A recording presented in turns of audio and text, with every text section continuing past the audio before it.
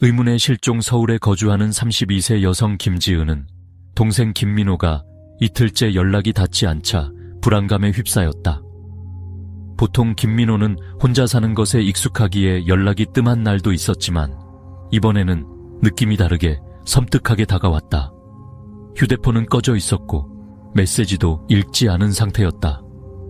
그녀는 처음엔 너무 심각하게 생각하지 않고 동생이 단순히 바쁜 일이 있었을 거라며 자신을 안심시키려 했다. 하지만 시계는 점점 늦은 저녁을 가리켰고 시간이 지날수록 불길한 생각이 머릿속을 채우기 시작했다. 민호야, 제발 그냥 바쁜 거라고 말해줘.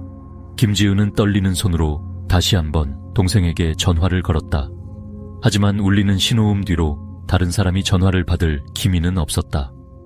다음 날 그녀는 더 참을 수 없었다. 민호의 산 중턱에 위치한 집은 평소에 외진 곳이라 방문 손님이 거의 없던 것을 떠올렸다.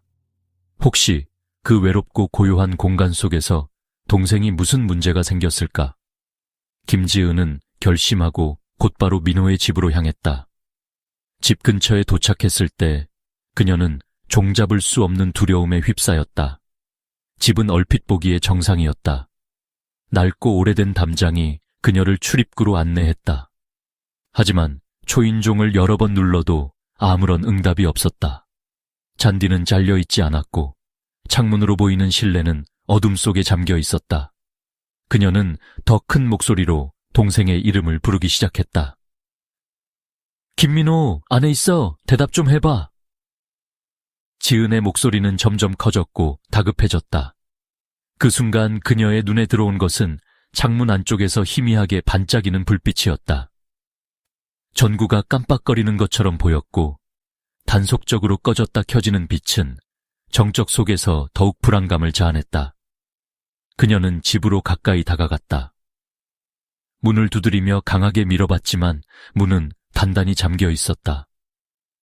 창문 틈으로 보니 정리되지 않은 방 안에 물건들이 어지럽게 흩어져 있는 것 같다. 이상한 느낌이 가슴을 조여왔다. 뭔가 잘못됐어, 제발. 아무 일 없기만을. 그녀는 뒤로 물러서며 깊은 숨을 내쉬었지만 심장이 멎을 것 같았다. 마치 집 자체가 그녀에게 무언가 경고를 보내는 것 같았다. 주변에는 아무 소리도 들리지 않았고 인근에는 사람이 거의 살지 않는 한적한 지역이라는 사실이 더욱 그녀를 오싹하게 만들었다. 결국 그녀는 전화를 꺼내들었다. 더 이상 혼자 해결할 수 없다는 것을 깨닫고 긴급히 경찰에 신고했다. 제 동생이 실종된 것 같아요. 이틀째 연락이 없고 집 안에서도 응답이 없어요. 강제로 안으로 들어가야 할 것 같아요. 무언가 정말 잘못됐어요. 그녀의 목소리는 떨렸고 경찰관은 그녀의 말을 신중히 받아들였다. 몇 분 뒤 사이렌 소리가 들려왔고 경찰차가 집 앞으로 도착했다. 김지은은 문 앞 두려움에 떨면서도 굳게 자리 잡고 경찰팀을 맞이했다. 경찰들이 담장을 넘어 앞문으로 다가가는 모습을 보며 그녀는 가슴속 불길한 직감을 떨칠 수 없었다. 누군가 안에 있을까요? 동생이 무사할까요? 그녀는 혼잣말을 하며 손을 꼬고 서 있었다. 이때 경찰이 창문을 부수며 집 안으로 들어갔다. 동시에 그녀는 어떤 무거운 침묵이 터져나올 준비를 하는 듯한 공기를 느꼈다. 이렇게 시작된 사건은 그녀와 그녀의 가족, 그리고 그 집 주변의 모든 사람들까지 생전 겪어보지 못한 어둠 속으로 빨려들게 만들 변곡점이었다. 어둠 속에서의 절박한 호소 김지은이 경찰에 신고를 한 후 밤의 정적 속에서 긴장감이 더욱 고조되었다. 그녀는 집의 앞마당에서 경찰이 움직이는 모습을 조용히 지켜보며 자신도 모르게 숨을 참았다. 그 순간 집 안에서 갑작스러운 소리가 울려 퍼졌다. 전등의 불빛이 깜빡거리는 속에서 희미하게나마 무언가 움직이는 기척이 느껴졌다. 안에 누군가 있는 건 아닐까요? 동생이 아직 살아있을지도 몰라요. 지은은 경찰 쪽으로 다급히 다가가며 목소리를 높였다. 경찰관 중 한 명이 그녀를 안정시키려 했다. 김 씨, 저희가 조사하고 들어갑니다. 밖에서 조금만 기다려 주십시오. 무슨 일이 있어도 저희가 동생을 찾아내겠습니다. 하지만 그녀의 떨리는 목소리는 감정을 감추지 못했다. 아니에요. 뭔가 잘못된 게 분명해요. 민호가 혼자 이러고 있을 리가 없어요. 왜 전화를 받지 않겠어요? 안에 무슨 일이 생긴 거라고요. 경찰은 담장을 넘어 조심스럽게 문 쪽으로 다가가기 시작했다. 지은의 심장은 미친 듯이 뛰었고 손은 차갑게 식은 채로 서로를 부여잡았다. 현관문에 도달한 경찰 중 한 명은 강제로 문을 열기 위해 도구를 사용하기 시작했다. 이내 금속이 부딪히는 소리와 함께 문이 열렸고 그 순간 뭔가 알 수 없는 차갑고 무거운 공기가 밖으로 흘러나와 모두를 덮쳤다. 문을 열었습니다. 들어가 보겠습니다. 경찰이 내부를 향해 조심스럽게 한 발짝 내디뎠다. 그때 집 안에서 들려온 것은 낮고 거친 음악 소리였다. 더 정확히 말하자면 TV의 볼륨이 과도하게 높아진 상태였다. 경찰관들이 서로 눈짓을 주고받으며 천천히 안으로 들어갔다. 지은은 차마 따라 들어가지 못하고 떨리는 손으로 울며 홀짝거렸다. 문 옆에서 간신히 서 있던 그녀는 경찰들에게 연신 부탁했다. 부디 민호를 찾아주세요. 제발. 아무 일 없기를. 꼭 살아있어야만 해요. 그러나 그 순간 경찰의 무정위에서 긴박한 소리가 들려왔다. 여기 피로 보이는 흔적이 있습니다. 조심하십시오. 주변 경계를 강화해 주세요. 그 말을 들은 지은은 비명에 가까운 목소리로 외쳤다. 무슨 피요? 무슨 일이에요? 민호한테 무슨 일이 생겼나요? 그녀는 제자리에 주저앉아 얼굴을 양손으로 감싸며 울음을 터뜨렸다. 경찰은 안으로 완전히 들어가서 조사를 시작했다. 경찰 중 한 명이 경찰 무전을 통해 말하는 소리가 들렸다. 거실 쪽으로 향합니다. 빛이 번쩍이는 쪽에서 소음이 일부 감지됩니다. 지은은 더 이상 참을 수 없었고 뒤에서 부르짖었다. 그곳에 민호가 있는 겁니까? 살아있는 거죠. 제발 대답 좀 해주세요. 경찰은 가능한 차분한 목소리로 그녀를 진정시키려 했다. 김 씨, 확인 중입니다. 하지만 안전을 위해 좀 더 밖에서 기다려 주십시오. 몇 분이지만 영원처럼 느껴지는 시간이 지나고 결국 경찰 중 한 명이 입술을 꽉 다문 채 밖으로 나왔다. 표정은 단호하고 눈빛은 애매한 서글픔과 당황으로 가득 차 있었다. 김 씨, 안에서 몇 가지 이상한 상황이 발견되었습니다. 하지만 정확히 말씀드릴 수는 없습니다. 추가 조사가 필요합니다. 지금은 조금만 진정해 주시길 바랍니다. 지은은 숨이 막히는 듯 가슴을 부여잡고 물었다. 그건 무슨 뜻이에요? 민호는요? 동생은 무사한가요? 그러나 돌아온 대답은 단호하지만 명확하지 않았다. 저희가 곧 알게 될 겁니다. 조금 더 기다려 주시겠어요? 당신의 동생이...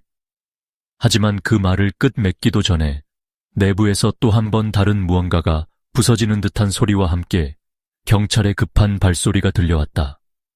지은은 마치 온 세상이 멈춘 듯한 공포에 갇혀버린 것 같았다. 그리고 이렇게 모든 것은 점점 더 깊은 어둠 속으로 빠지기 시작했다. 참혹한 현장 경찰이 집 안으로 들어갔을 때 압도적인 냉기에 전원을 마주하기도 전에 몸서리를 쳤다. 실내는 엉망진창으로 어질러져 있었으며 거실 중앙에서는 눈을 마주하기 힘들 정도로 끔찍한 장면이 펼쳐졌다. 김민호가 피투성이 상태로 카펫 위에 누워 있었다.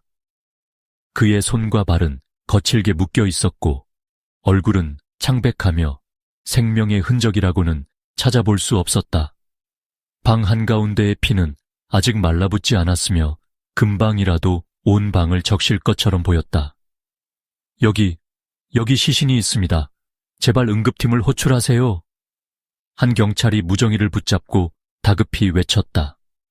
나머지 2명의 경찰관은 조용히 시신 주위의 물건들을 살피며 현장을 조사하기 시작했다. 김민호의 팔 주위에는 깊은 상처가 몇 개 있었다. 가까이서 확인한 경찰은 낮고 차분한 목소리로 말했다. 이건 단순한 상처가 아니야. 매듭 흔적이 너무 약하잖아. 마치 누군가 그를 고의적으로 묶어둔 것 같아. TV는 여전히 최대 볼륨으로 켜져 있었고 증폭된 소음은 경기관총의 폭발음처럼 혼란스러웠다. 경찰은 급히 TV를 끄고 주위를 둘러보았다. 벽에는 이상한 표식들이 있었다. 검붉은색의 손자국들이 벽을 따라 흐트러져 있는 모습은 소름 끼칠 만큼 의도적이었다. 이건 단순한 강도 사건이 아닙니다. 팀장이 차분히 말하며 손전등으로 거실 주변을 비추었다. 범인은 여기서 오랜 시간 머물렀던 것이 분명합니다. 무엇보다 하이에나처럼 은닉하거나 도망친 기색이 전혀 없네요. 현관 바로 옆 테이블 위에는 작은 종이 쪽지가 놓여 있었다. 종이에 적힌 글씨는 급히 그리고 흔들리며 적힌 것으로 보였고 내용은 단 2단어였다. 피가 답이다. 또한 경찰관 중 한 명이 뒤쪽 방으로 향하던 중 발걸음을 멈추고 자리를 주저앉으며 손으로 입을 막았다. 여기에도 방 안에도 피가 더 있어요. 물건들은 완전히 산산조각 나 있고 침대에도 누군가 억지로 눌러놓은 듯한 자국이 남아있어요. 몇 분 후 증거팀이 도착했으며 전문 인력이 조심스럽게 현장을 추가로 조사하기 시작했다. 김지은은 문 밖에서 이 모든 상황을 숨죽이며 지켜보다 갑작스레 쓰러지듯 경찰 쪽으로 달려갔다. 민호, 그가 거기 있나요? 살아있진 않나요? 제발 말해주세요. 지은은 흐느끼며 울었다. 경찰은 그녀의 손을 잡고 천천히 말했다. 김지은 씨, 안타깝게도 동생분이 더 이상 살아계시지 않습니다. 경찰의 목소리에는 애도가 실려 있었지만 그녀에게는 듣기에는 너무 가혹한 진실이었다. 지은의 비명은 가슴을 찢는 듯한 소리와 같았다. 안 돼요. 아니에요. 그럴 리가 없어요. 민호는 그럴 리 없다고요. 그녀는 땅에 주저앉아 아무것도 믿을 수 없다는 얼굴로 울부짖기 시작했다. 그리고 집안에서 방금 발견된 이 끔찍한 현장은 사람들에게 더 깊고 어두운 진실을 드러내기 위한 첫 장면에 불과했다. 기묘한 흔적들 경찰들이 집 안을 철저히 수색하기 시작했을 때 그들은 사건을 둘러싼 섬뜩한 단서들을 하나둘 발견하기 시작했다. 집의 구석구석은 마치 누군가 급히 자리를 떠난 듯 뒤엉켜 있었고 그런 모습은 오히려 더 큰 불안을 안겨주었다. 거실 중앙의 테이블 위에는 반쯤 먹다 만 찬밥과 젓가락이 나란히 놓여 있었다. 음식이 며칠 동안 그대로 방치되어 있던 것은 분명했고 전혀 사용한 흔적이 없는 방 안의 물건들은 시간의 흐름을 단번에 얼어붙게 만들었다. 한 경찰이 문 쪽으로 다가가며 말했다. 문이 안에서 강제로 뚫린 것 같군요. 도구로 자국을 낸 것처럼 보입니다. 그때 또 다른 경찰이 발밑을 가리켰다. 현관 바로 아래 점점이 찍힌 피 묻은 발자국들이 있었다. 그 발자국은 집 안에서 시작돼 마당을 지나 뒷정원으로 이어진 것처럼 보였다. 이 흔적들, 마치 누군가 고의적으로 남긴 것 같아요. 왜 이렇게 정원으로 이어지죠? 침입자였을까요? 아니면 다른 누군가였을까요? 경찰들은 서로 경계의 눈빛을 주고받으며 뒤뜰로 조심스럽게 이동했다. 낡은 나무 계단이 산산조각 나 있었고 그 옆에는 다급히 떨어뜨린 듯한 개인 소지품들이 흩어져 있었다. 전후 관계를 알기 힘든 상황이지만 물건들은 모두 사건의 중심을 집 안으로 다시 끌어당겼다. 경찰 중 한 명이 작은 플라스틱 상자를 바닥에서 집어들었다. 그 내부엔 짧은 머리카락과 뭔가 기괴한 음산함이 묻혀 있었다. 다른 경찰은 벽에 손전등을 비췄다. 여기 보세요. 벽은 작은 손자국으로 뒤덮여 있었다. 그 손자국들은 어두운 붉은색으로 엉켜 있었는데 그것은 마치 벽을 기어오른 듯한 모습이었다. 비교적 작고 어린아이의 손길처럼 보였지만 이렇게 현실적으로 설명할 수 없는 흔적들이 더욱 사건의 신비를 더했다. 이 손자국들 집 주인의 것이 아니겠죠? 혹시 외부 요인인가요? 한 경찰관이 유리창 너머로 무거운 한숨을 내쉬며 물었다. 그러는 동안 다른 경찰은 거실 구석에 작은 서랍장을 뒤졌다. 서랍을 열자 그 속엔 오래된 사진 몇 장과 함께 이니셜이 새겨진 오래된 열쇠가 발견되었다. 사진 속 사람들은 어딘가 낯설었지만 한 가지는 확실했다. 그들의 배경엔 이 집과 매우 유사한 장소가 보였고 사진 한 구석엔 2005-2 14라는 날짜가 적혀 있었다. 김 형사님, 이 사진 보세요. 이 집과 연결된 무엇인가 같은데요. 그런데 이 열쇠는 대체 어디서 온 거죠? 한편 경찰들은 마당 한편에 무성한 풀숲을 조사하기 위해 돌진했다. 그곳에서 발견된 마지막 단서는 반쯤 묻힌 열쇠 꾸러미였다. 열쇠들은 모두 낡았고 혈흔이 말라붙어 있어 오래된 충격적인 사건을 암시하는 듯했다. 누군가 뭔가 숨기려고 했던 것이 분명하군요. 또 다른 경찰이 말을 던졌지만 아무도 쉽게 결론을 내릴 수 없었다. 이런 단서들은 사건과 어떤 연관이 있는지 명확히 하지 못했고 의문만 더 키울 뿐이었다. 김지은은 여전히 집 밖에서 이 모든 상황을 지켜봤다. 그녀는 흐트러진 마음을 다잡으려 했지만 벅찬 감정에 울음을 터뜨렸다. 민호가 대체 여기서 무슨 일이 있었던 거죠? 그가 이렇게 될 만큼 무슨 이유가 있었던 걸까요? 그녀는 눈물을 닦으며 속삭이듯 되뇌었다. 집안과 주변에서 발견된 모든 흔적들은 더 깊은 불행을 암시하고 있었다. 경찰들은 더 세부적인 증거를 찾기 위해 본격적인 수사를 시작했지만 여기서부터 사건은 단순한 실종이 아닌 완전한 수수께끼로 변하기 시작했다. 첫 번째 의심 경찰이 필요한 초기 수사를 시작하면서 김민호의 죽음에 대한 원인과 배경을 밝혀내기 위한 움직임이 분주히 이어졌다.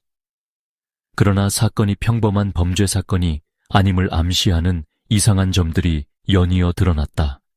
먼저 현장에서 어떤 강제 침입 흔적도 찾을 수 없다는 사실에 경찰은 큰 의문을 제기했다. 경찰 수사팀 중 한 명이 말했다. 이상합니다. 문과 창문에는 어떤 것도 부서지거나 누군가 강제 침입한 흔적이 전혀 없습니다. 즉, 민호 씨는 스스로 문을 열어 누군가를 집 안으로 들인 것일 가능성이 높습니다. 또 다른 경찰이 동조하며 말했다. 맞습니다. 특히 초인종이나 주변 CCTV 기록을 분석해보면 민호 씨가 의도적으로 자신이 문을 열어준 인물과 대면했을 가능성이 강해 보입니다. 하지만 왜, 그리고 누구였을까요? 이윽고 경찰은 김민호의 방에서 발견된 개인적인 기록물들을 자세히 조사하기 시작했다. 그의 책상 위에는 낡은 일기장이 놓여 있었는데 그 안에 적혀진 내용이 수사팀 전원을 얼어붙게 만들었다. 일기의 한 페이지에는 다음과 같은 내용이 쓰여 있었다. 악마가 가까워지고 있다. 피할 수 있을지 모르겠다. 그가 나를 끝내 찾아냈다. 한 형사가 이 페이지를 읽고 나서 일기장을 형사팀장에게 건넸다. 팀장님, 이건 단순한 불안한 심리 상태를 나타낸 게 아닙니다.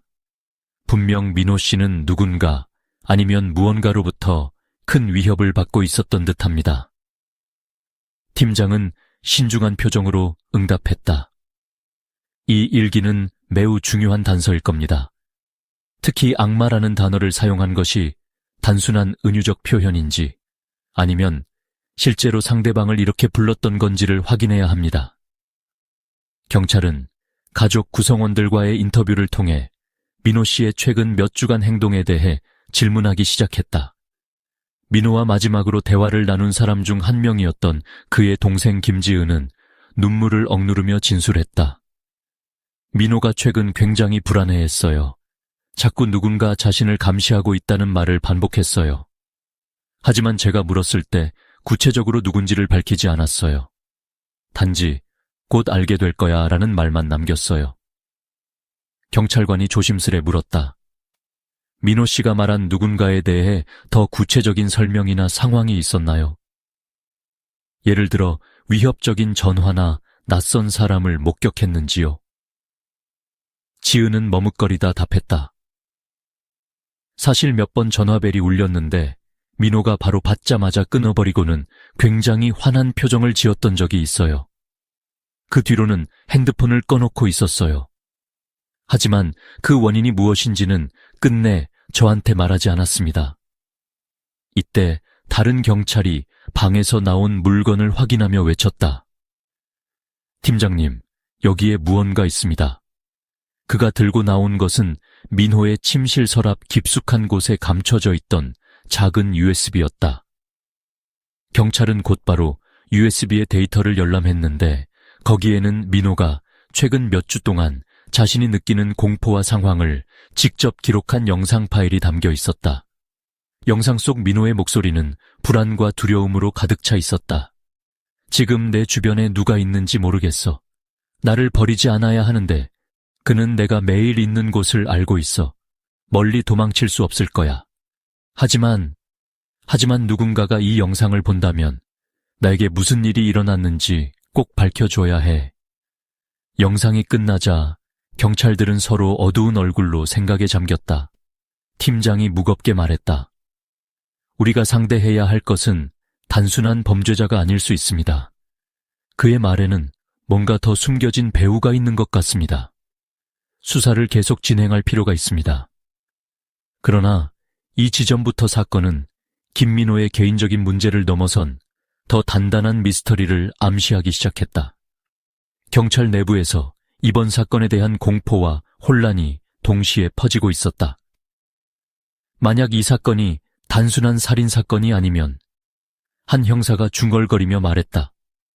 그리고 모든 의문의 긴 시작이 그렇게 열리기 시작했다. 갈등에 휘말린 가족 김민호의 죽음이 밝혀짐에 따라 경찰은 그의 가족 관계를 집중적으로 조사하기 시작했다. 특히 김민호와 그의 형제들 사이에 오랫동안 쌓였던 갈등과 긴장감이 사건의 배경에 중요한 열쇠가 될 수 있음을 감지했다. 김지은은 초조한 표정으로 자신의 언니 김수에 대해 말하기 시작했다. 우리 가족은 부모님께서 돌아가신 이후로 더 이상 함께하지 않아요. 아마도 잘 아시겠지만 가족이라 해도 서로의 이익이 엇갈리면 그 어색한 관계는 돌이킬 수 없게 되죠. 특히 민호와 언니 수아는 항상 재산 문제로 싸웠어요. 그리고 그 싸움은 너무나도 처참했어요. 경찰관은 지은의 말을 꼼꼼히 기록하며 물었다. 민호 씨와 김수아 씨의 갈등이 구체적으로 어떤 이유에서 비롯된 건가요? 재산 문제라고 하셨죠. 지은은 고개를 떨구며 계속해서 말했다. 부모님이 돌아가시고 나서 민호가 집과 세종 외곽에 있는 큰 땅을 상속받았어요. 언니는 그걸 받아들일 수 없던 거죠. 언니는 항상 그건 원래 내 것이었어. 내가 그 땅을 지킬 권리가 있어. 라고 분노를 터뜨렸어요.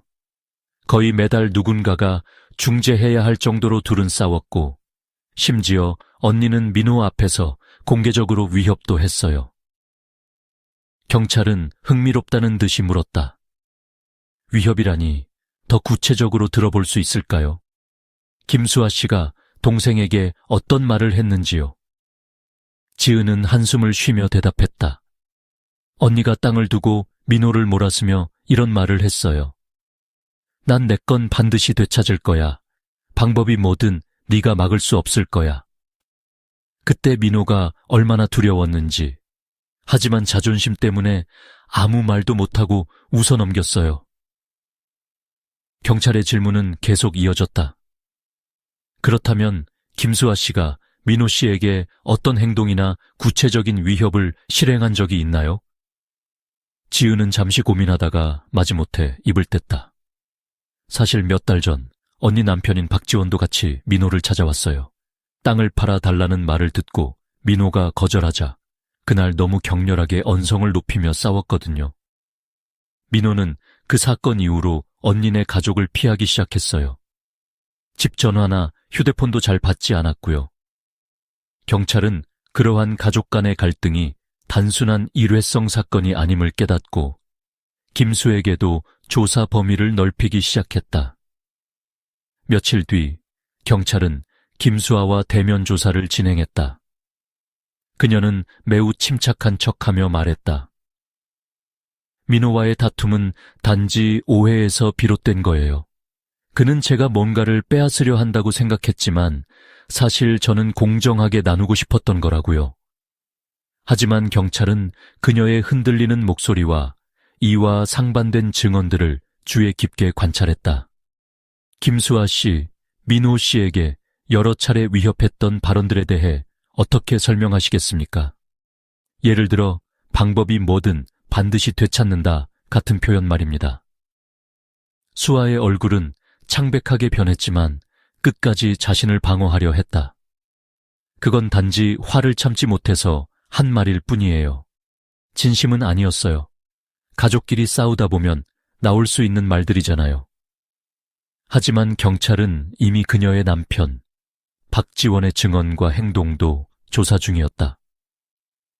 특히 민호가 사망하기 전날 밤 박지원이 민호 집 근처에서 목격되었다는 이웃 주민의 증언은 사건의 갈등 요소에 새로운 심증을 더했다. 김수아 씨, 박지원 씨가 사건 당일 민호 씨의 집 근처에서 목격된 점에 대해 어떻게 생각하십니까? 경찰이 단도직입적으로 묻자 수아의 입술은 떨리기 시작했다. 그건 그가 저한테 말한 적 없는 일이에요. 제가 알 리가 없어요. 경찰은 김수아가 협조하지 않으려 한다고 판단했지만 그녀의 말과 행동에서 점점 더 많은 의구심을 품게 되었다. 김지은은 경찰 조사가 진행되는 와중에 자신의 감정이 북받치는 것을 주체하지 못하고 있었다. 언니가 민호에게 그럴 리 없다고 말하고 싶지만 하지만 언니의 눈빛을 보면 그 분노와 욕심이 보여요. 언니는 언제나 자신이 가져야 하는 걸 얻기 위해 무엇이든 했거든요. 가족이라 해도 민호라 해도. 지은은 결국 눈물을 흘리며 고개를 떨구었다. 김민호의 죽음을 둘러싼 가족 간의 복잡한 갈등은 단순한 형제 간의 다툼을 훨씬 넘어선 심각한 문제를 드러냈다. 경찰은 김수아와 그녀의 남편의 진술을 이어가며 사건의 전말을 풀어나가기 위해 더욱 날카로운 질문과 증거를 준비하고 있었다. 감시 카메라에 담긴 비밀 사건 조사가 진행됨에 따라 경찰은 김민호의 집 앞에 설치된 감시 카메라에서 중요한 단서를 발견했다. 이 카메라가 포착한 영상은 그날 밤 집에 접근한 한 남자의 모습을 담고 있었다. 이 남자는 깊은 밤 늦은 시간에 모습을 드러냈고 마스크로 얼굴을 가리고 있었으며 모자를 깊게 눌러써 신원을 알아보기가 쉽지 않았다. 그러나 그 무엇보다 경찰을 놀라게 한 것은 김민호가 스스로 문을 열고 그 남자를 집 안으로 들여보내는 장면이었다. 경찰은 감시 카메라 영상 분석 중 처음 등장한 남자의 이상한 행동에 주목했다. 그는 문 앞에서 약간 주저하다가 초인종을 누르는 것처럼 보입니다. 하지만 초인종을 누른 장면은 명확히 보이지 않습니다. 김민호가 스스로 이 사람을 맞이했다는 점은 이들이 낯선 사이가 아니었음을 의미하는 것일까요? 한 형사가 믿을 수 없다는 얼굴로 말했다. 팀장도 혼란스러운 표정을 숨기지 못하며 물음을 던졌다. 김민호가 이 사람을 알고 있었다면 왜 그토록 긴박한 상황 속에서 스스로 위험을 자초했을까요? 아니면 이것이 그가 위협받고 있다는 걸 암시했던 장면일지도 모르겠군요. 영상이 이어지며 남자는 집 안으로 들어갔다. 경찰은 이후의 움직임을 주의 깊게 살폈다. 잠시 후 카메라가 집 앞 길목을 찍고 있었는데 약 1시간 뒤 그 남자가 나온 장면이 포착되었다. 그는 나올 때도 마스크와 모자를 쓰고 있었으며 불안한 눈빛으로 주변을 살피고 있었다. 한 형사가 영상 분석 중 새로운 사실을 발견했다. 여기 보세요. 남자가 나올 때 손에 들고 있던 물건이 무엇인지 유독 신경 쓰입니다. 크기는 작았지만 뭔가를 감싸고 있는 것처럼 보이는 이 물체는 사건과 직접적인 연관이 있을 가능성이 큽니다. 또 다른 형사가 이어 말했다. 남자의 움직임이 평범하지 않습니다. 그의 걸음걸이가 어딘가 조급해 보이지만 동시에 매우 계획적이고 의도적인 것처럼 보입니다. 집 내부에서 무언가를 가져갔거나 그가 사건의 핵심이 될 단서를 남겼다고 판단할 수 있겠네요. 이웃 주민의 감시 카메라에서도 약간의 단서가 추가로 발견되었다.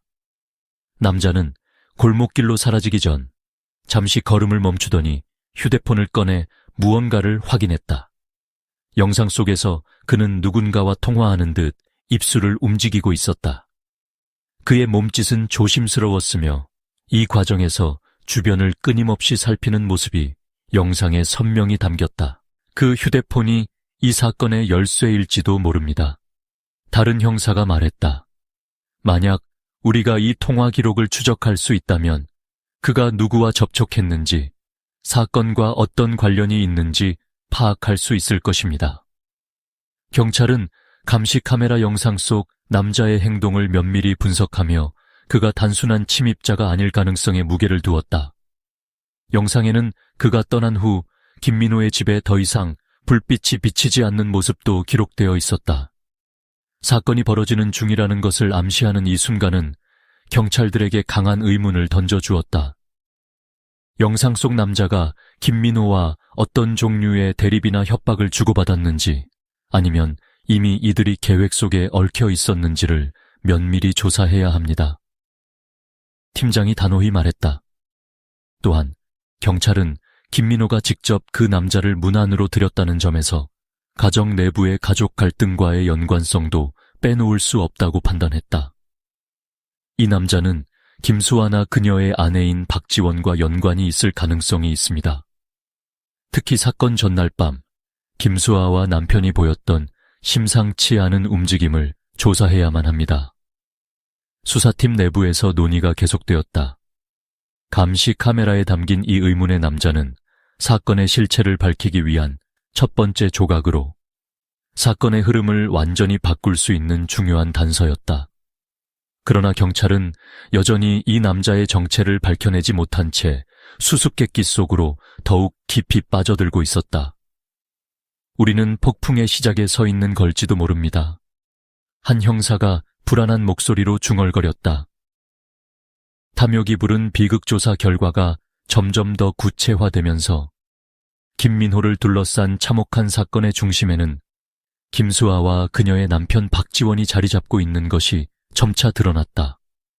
경찰은 감시 카메라, 문서, 증언 등을 종합 분석한 결과 김수아 부부가 재산을 차지하기 위해 계획적이고 치밀하게 음모를 꾸몄음을 발견하게 되었다. 모든 것이 계획이었다. 김수아는 동생 김민호의 큰 땅과 집이 자신에게 돌아오지 않은 것에 대해 끊임없이 불만을 품고 있었다. 부모님이 돌아가신 후 그녀는 스스로를 가족 유산의 가장 정당한 상속자로 여겼고, 이러한 생각은 시간이 지나면서 그녀를 더 집착하게 만들었다. 민호를 설득하려는 시도가 계속 실패하자 그녀는 점차 노선을 바꾸기 시작했다. 경찰이 발견한 문자 메시지 기록은 충격 그 자체였다. 김수아는 남편 박지원과 반복적으로 메시지를 주고받으며 김민호를 압박할 방법을 논의했다. 이제는 대화로 해결될 수 없어. 우리 것이 될 방법을 강구해야 해. 이와 같은 내용이 담긴 메시지는 경찰 조사에서 결정적인 증거가 되었다. 박지원은 그녀의 요구에 따라 직접 행동에 나섰다. 그는 민호가 쉽게 굴복하지 않을 것을 알았기에 자신만의 방법으로 계획을 구체화했다. 이 과정에서 CCTV에 포착된 그 낯선 남자가 바로 박지원이 고용한 협박 전문가였다는 사실이 밝혀졌다. 이 남자는 민호에게 공포를 심어주고 서명을 받아낼 목적으로 고용된 것이었다. 의도치 않은 비극, 하지만 그날 밤 일은 계획에서 벗어나 비극으로 치달았다. 김민호는 예상외로 강하게 저항했다. 박지원이 고용한 남자는 민호를 억누르기 위해 더 강경한 행동에 나섰고 이 과정에서 상황은 통제 불가능한 상태로 악화되었다. 이웃 주민 정연이 경찰에게 증언했다. 그날 밤 늦은 시간 민호 씨의 집에서 누군가 소리를 지르는 걸 들었어요. 처음에는 TV 소리인 줄 알았어요. 하지만 뭔가 불길한 느낌이 들었죠. 그래도 그게 실제 위험한 상황일 줄은 몰랐어요. 박지원은 민호의 집으로 직접 들어가 남자를 도왔고 민호가 점점 힘을 잃자 서류를 꺼내들었다. 그는 민호에게 마지막으로 서명할 기회를 주며 협박했다. 하지만 끝내 민호는 서명하지 않았고 그의 강렬한 저항은 결국 그를 더욱 위험으로 몰아넣었다. 김민호가 끝내 숨을 거둔 그 순간 박지원은 자신들이 이미 되돌릴 수 없는 선을 넘어버렸음을 깨달았다. 박지원은 김수에게 상황을 전달하며 말했다.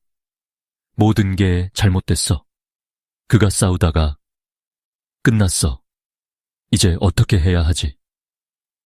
김수아는 처음엔 믿을 수 없다는 반응을 보였지만 점차 현실을 받아들이며 더 극단적인 선택을 지시했다. 증거를 없애. 그리고 나중에 우리가 숨어야 한다면 떠날 방법도 준비해.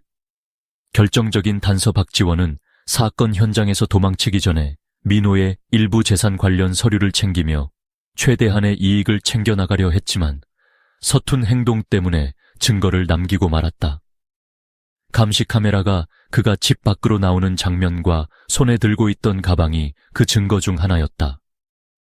또한 경찰이 김수아와 박지원의 전자기기에서 발견한 문자는 사건을 결정적으로 해결하는 열쇠가 되었다. 메시지 내용 중 마지막으로 교환된 문자는 너무나도 명백했다. 그건 이제 우리 것이야. 누구도 막을 수 없겠지. 탐욕의 결과 경찰 조사와 증거 분석이 끝나갈 무렵 김수아와 박지원은 체포되었다. 구속된 후 김수아는 눈물을 참으며 말했다. 난 단지 내 것을 되찾고 싶었을 뿐이에요. 그를 죽일 생각은 없었어요. 우리가 이렇게 될 줄은 몰랐어요. 그러나 그녀의 말은 그 어떤 신뢰도 얻지 못했다. 김지은은 이 모든 과정을 지켜보며 한없이 울었다. 가족이 이렇게까지 될 줄 몰랐어요. 욕심이 이렇게 사람을 망친다는 걸. 민호는 단지 살고 싶었을 뿐이었는데. 수사가 모두 마무리된 뒤 이 사건은 단순한 재산 갈등이 아니라 욕망과 집착이 불러온 완전한 비극으로 기록되었다.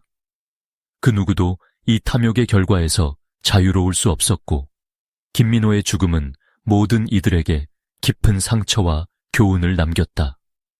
뜻밖의 목격자 사건이 점점 풀려가던 중 경찰은 의외의 목격자를 통해 사건의 또 다른 실마리를 발견하게 되었다. 그 목격자는 김민호의 집 근처에 살던 이웃 주민 정연 씨였다.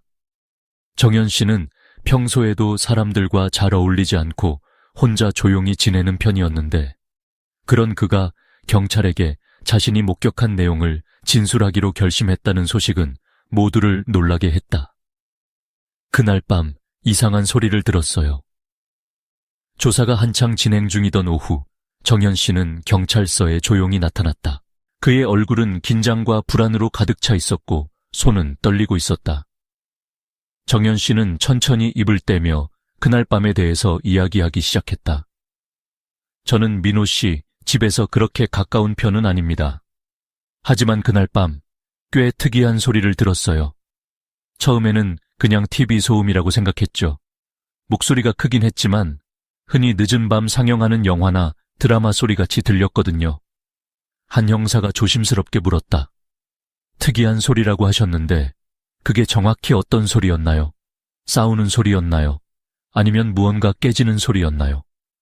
정연 씨는 멈칫하며 고개를 끄덕였다. 네, 맞아요. 처음엔 누가 크게 말싸움을 하는 것 같았어요. 그런데 그 소리가 점점 커지더니 갑자기 뭔가 무겁게 부딪히는 소리가 들렸어요. 그 다음에 정말 잠깐이지만 누군가 크게 소리를 지르며 외치는 듯 했어요. 그게 아마 민호 씨의 목소리였던 것 같아요. 마지막으로 본 사람, 정연 씨의 진술에서 더욱 충격적인 부분은 사건 당일에 실제로 박지원으로 추정되는 한 남성을 목격했다는 것이었다. 다음 날 아침 이상한 남자를 봤어요. 민호 씨 집에서 나오는 사람이었고요. 그는 옷차림이 평범했지만 얼굴이 완전히 가려져 있었어요. 모자와 마스크로 얼굴을 숨긴 채 무언가를 들고 있었죠. 그가 손에 들고 있던 건 크지 않았지만 뭔가를 어렵게 들고 가는 것처럼 보였거든요. 경찰은 그의 말에 주목하며 더 자세히 물었다. 혹시 그 사람이 어디로 가는지 기억하시나요? 특정한 방향이라든지. 정연 씨는 잠시 고민하더니 대답했다. 그가 골목으로 들어가더니 빠르게 사라졌어요. 하지만 소매 끝에 피 같아 보이는 작은 얼룩이 묻어 있었어요. 그걸 보고 저도 큰일이 생긴 게 아닐까 하는 생각이 스쳤습니다. 이 말을 들은 형사는 정연 씨에게 물었다. 왜 그때 바로 신고를 하지 않으셨나요? 이렇게 중요한 목격을 하셨는데. 정연 씨는 고개를 숙이며 작은 목소리로 답했다. 솔직히 너무 무서웠어요. 만약 제가 이상한 소리를 듣고 신고했는데 혹시 저 사람과 마주친다면 저도 위험해질까봐 겁이 났어요. 그래서 제대로 생각하지 못했을 뿐이에요. 결정적인 단서가 될까? 경찰은 정연 씨의 증언이 사건의 부족한 퍼즐 조각을 맞추는데 매우 중요하다고 판단했다. 이웃 주민의 진술로 박지원과 김수아가 사건 당시에 집 근처에 반드시 머물렀다는 점이 더욱 확실해졌다. 한 수사관은 팀장에게 말했다. 정연 씨의 진술에 따르면 박지원이 범행 후 서둘러 현장을 떠난 것이 틀림없습니다. 게다가 그의 손에 들려있던 가방이 사건의 중요한 물건을 담고 있을 가능성이 큽니다. 팀장은 고개를 끄덕이며 대답했다. 맞습니다. 이 증언은 우리가 박지원이 현장에 있었다는 직접적인 증거를 확보하는 데 큰 도움이 될 것입니다. 정연 씨가 추가로 기억나는 것이 더 있다면 반드시 확인해 봐야 합니다. 진실을 밝히길 희망하며 정연 씨는 마지막으로 경찰들에게 조심스러운 목소리로 말했다. 저는 단지 제 보잘것없는 기억이 민호 씨와 그의 가족들에게 조금이라도 도움이 되길 바랄 뿐입니다. 그가 얼마나 처절하게 싸웠는지 상상조차 할 수 없어요. 제발 진실을 밝혀주세요. 정연 씨가 떠난 뒤 경찰 내부는 긴장감으로 가득 찼다. 그의 말은 사건에 결정적인 도움을 줄 가능성이 있었지만 그만큼 해결해야 할 의문도 더 늘어나게 만들었다. 박지원과 관련된 모든 증거들이 하나씩 맞물리기 시작하면서 김민호의 죽음 뒤에 숨겨진 완벽한 진실이 곧 드러날지 모른다는 예감이 감돌았다. 이제 정말 끝이 보이는 것 같습니다. 한 형사가 깊은 숨을 내쉬며 말했다. 그러나 이 사건의 진실은 여전히 모두에게 무거운 그림자를 드리우고 있었다. 드러난 음모 경찰 조사가 끝을 향해 가면서 김민호 사건에 얽힌 치밀한 음모와 계획이 하나둘씩 드러났다. 김수아와 박지원 부부는 처음엔 범행 사실을 전면 부인했으나 경찰의 압박과 증거로 인해 모든 계획이 백일에 드러나고 말았다. 증거가 모든 걸 말한다.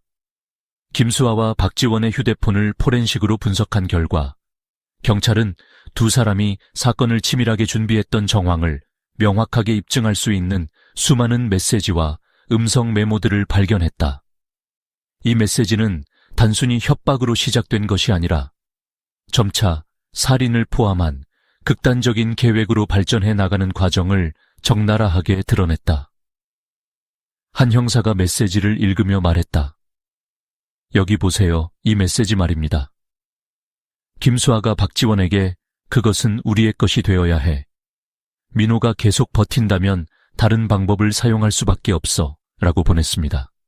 그리고 박지원은 곧바로 걱정 마. 그가 오래 버티지 못할 겁니다. 라고 답했네요. 팀장은 한숨을 쉬며 고개를 끄덕였다.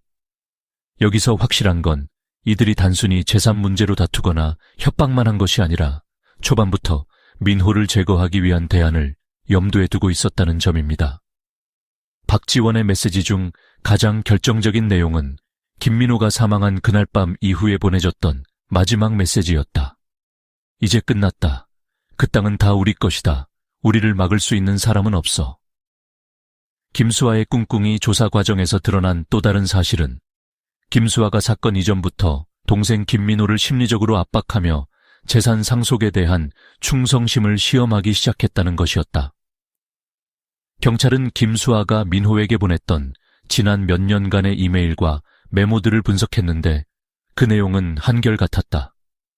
그녀는 민호가 부모님 유산을 공정하게 나누지 않았다고 비난했고 자신의 몫이 없으면 반드시 되찾겠다고 지속적으로 협박했다. 팀장이 자료를 뒤지며 말했다. 김수아는 오랜 시간 동안 민호를 고립시키고 심리적으로 약화시키려 했던 것 같습니다. 단순히 순간적인 분노가 아니라 이전부터 계속 이어져 온 체계적인 계획의 일환이었군요. 박지원의 역할, 그러나 이 사건에서 가장 끔찍한 부분은 바로 김수아의 남편 박지원이 실행자로서 가장 적극적으로 나섰다는 점이었다. 수많은 문자 메시지와 CCTV 영상은 그가 사건의 중심에 서 있었다는 것을 명확히 보여줬다. 그는 자신이 직접 민호의 집에 접근했고 민호를 위협하며 서류에 서명하도록 만들려고 시도했다. 조사 중 박지원의 목소리로 녹음된 음성 메모가 발견되었는데 이 메모의 내용은 너무나도 충격적이었다. 그가 서명하지 않으면 어떻게 해야 할지 알아. 내가 직접 처리할 테니 넌 결과만 기다리면 돼. 한 형사가 분노를 감추지 못하며 입을 열었다. 이건 단순한 협박을 넘어선 살해 의도가 명확합니다. 박지원은 단순히 아내를 돕는 수준이 아니라 이 사건의 주요 실행자였습니다. 목격자의 진술과 맞물린 퍼즐 정현 씨가 경찰에 제공한 증언과 목격 내용도 점점 더 명확한 그림을 만들어냈다. 정현 씨는 김민호의 집을 떠나는 박지원을 목격했고 그가 손에 들고 있던 작은 가방이 중요하게 언급되었다. 경찰은 이 가방이 중요한 물증을 포함할 가능성이 있다고 판단했다. 수사관들은 박지원을 신문하며 해당 가방에 대해 캐물었지만 그는 시종일관 입을 다물고 혐의를 부인했다. 하지만 경찰은 사건 현장에서 발견된 미세 혈흔과 가방 잔해에서 결정적인 증거를 확보할 수 있었다. 탐욕이 모든 걸 망쳤다. 김수아는 경찰 압박에 끝내 눈물을 흘리며 범행 사실을 일부 시인했다. 난 그저 내 몫을 되찾고 싶었을 뿐이에요. 민호가 이렇게 고집스러울 줄은 몰랐어요. 그를 죽일 생각은 정말 없었어요. 우리는 단지 겁만 주고 싶었을 뿐이었다고요. 하지만 그녀의 말은 경찰과 사회의 어떤 신뢰도 얻지 못했다. 박지원은 신문 중에도 냉소적인 태도를 잃지 않았다. 모두가 돈 때문이었잖아. 우리가 아니었어도 민호는 결국 이것 때문에 누군가에게 당했을 거야. 결국 드러난 진실 수사 결과 박지원의 증언과 김수아의 계획은 치밀하게 맞물려 있음을 경찰은 확인했다. 이 모든 계획이 단순한 욕망이 아닌 가족 간의 갈등과 탐욕이 어떻게 서로를 파괴로 몰아넣는지 단적으로 보여주는 사건이 되었다. 김지은은 수사 결과를 들으며 흐느꼈다. 어떻게 우리 가족이 이런 일까지 벌일 수 있었던 거죠? 민호는 단지 조용히 살고 싶었을 뿐인데 언니와 형부의 탐욕이 모두를 망쳐버렸어요. 사건의 전모가 드러난 뒤에도 그날 밤 김민호가 마지막으로 느꼈을 두려움과 고통은 가족과 주변 사람들의 마음에 깊은 상처로 남았다. 탐욕과 욕망이 깃든 음모 끝에는 단 한 사람의 승자도 없었다. 운명을 가른 재판 김민호 사건에서 수집된 증거와 경찰 조사의 결과가 모두 정리되면서 김수아와 박지원 부부는 마침내 법정에 서게 되었다. 이 사건은 사회적 관심을 끌며 언론과 대중 사이에서 뜨거운 화제가 되었고 가족 간의 탐욕과 배신이 얼마나 비극적인 결과를 가져올 수 있는지를 보여주는 상징적인 사건으로 자리 잡았다. 재판의 시작, 재판 당일 방청석은 사건의 전말에 대해 듣고자 하는 사람들로 가득 찼다. 기자들은 이른 아침부터 법정을 둘러싸고 있었고 카메라 플래시는 끊임없이 두 피고인의 모습을 쫓았다. 김수아와 박지원은 서로를 의식한 듯한 눈빛조차 교환하지 않았고 웅크린 자세로 두려움에 떨고 있는 모습이 역력했다. 판사는 엄중한 얼굴로 피고석을 바라보며 차분하게 말했다. 이번 사건은 단순한 강도나 우발적 살인이 아닙니다. 이는 계획적이고 치밀한 음모와 탐욕이 얽혀있는 비극적인 범죄입니다. 진실을 밝히고 정의를 구현하는 것이 이 법정의 책임입니다. 검사는 날카로운 목소리로 공소 내용을 발표하기 시작했다. 김수아와 박지원 피고인은 피해자인 김민호 씨를 대상으로 장기간의 심리적 압박과 협박을 가했습니다. 그러나 그것만으로 그들은 멈추지 않았습니다. 그들은 끝내 극단적인 행동으로 그를 이 세상에서 없애기로 결정했습니다. 수집된 증거들은 이들이 미리 이 범행을 치밀하게 계획했음을 명확히 보여줍니다. 피고의 변호, 김수아의 변호사는 이를 반박하며 그녀가 단순히 동생과의 갈등으로 인해 어떤 순간에 잘못된 선택을 했을 뿐이라고 주장했다. 김수아 피고인은 가족 간의 오랜 갈등 속에서 단지 자신의 상속권을 주장하고자 했던 사람입니다. 그녀는 절대 동생을 죽일 의도가 없었으며 이 사건이 그녀의 통제를 벗어난 채 비극적으로 흘러간 것에 대해 깊이 후회하고 있습니다. 김수아는 울먹이며 고개를 숙였다. 정말 그를 죽일 생각은 없었습니다. 저는 단지 그에게 제 몫을 인정받고 싶었을 뿐입니다. 이렇게까지 될 줄은 몰랐어요. 그러나 검사는 싸늘한 표정으로 즉각 반박했다. 피고인의 주장은 사건의 전말과 전혀 맞지 않습니다. 김수아는 동생 김민호 씨를 노골적으로 협박했으며 사건 발생 당일에도 그녀는 사건의 진행 상황을 알고 있었습니다. 그의 사망이 통제 벗어난 일이라고 하는 것은 너무도 무책임한 주장입니다. 결정적 증거와 증언, 검찰 측은 법정에서 결정적인 증거들을 다시 제출하며 피고인들의 범죄 동기와 행동을 명확히 설명했다. 문자 메시지 기록, 박지원이 고용한 협박 전문가의 신원 및 증언, 그리고 현장에서 발견된 혈흔과 가방의 존재 모두가 김수아와 박지원의 죄를 입증하는 데 결정적 역할을 했다. 특히 주민 정현 씨의 증언은 재판에 중요한 영향을 미쳤다. 그는 침착한 목소리로 자신이 직접 목격한 장면을 다시 회상했다. 나는 사건 당일 밤 이상한 소리를 들었고 다음 날 아침 박지원 씨로 보이는 사람을 보았습니다. 그는 서둘러 집을 떠나는 모습이었으며 그의 행동은 매우 수상해 보였습니다. 정현 씨의 자세한 증언은 법정에서 엄청난 신뢰를 얻어냈고 피고인들에게 불리한 분위기를 형성했다. 운명을 가른 결과 사람들이 숨죽이며 지켜보는 가운데 판사는 무겁게 입을 열었다. 법정에서는 감정이 아닌 증거로 판단합니다. 혐의는 상당한 증거로 뒷받침되었으며 피고인들은 계획적 범죄를 저질렀다는 점이 명백히 밝혀졌습니다. 김민호 씨의 죽음은 피고인들의 탐욕과 무책임 때문에 이루어진 비극입니다. 결국 김수아와 박지원에게는 각각 종신형이 선고되었다. 이 소식은 법정을 충격으로 물들였으며 방청석에서는 억제할 수 없는 울음소리와 중얼거림이 뒤섞였다. 김수아는 고개를 푹 숙인 채 울음을 터뜨렸고 박지원은 감정 없는 표정을 유지한 채 판결을 묵묵히 들었다. 남겨진 상처와 교훈, 재판이 끝난 후 김지은은 하염없이 눈물을 흘리며 조용히 말했다.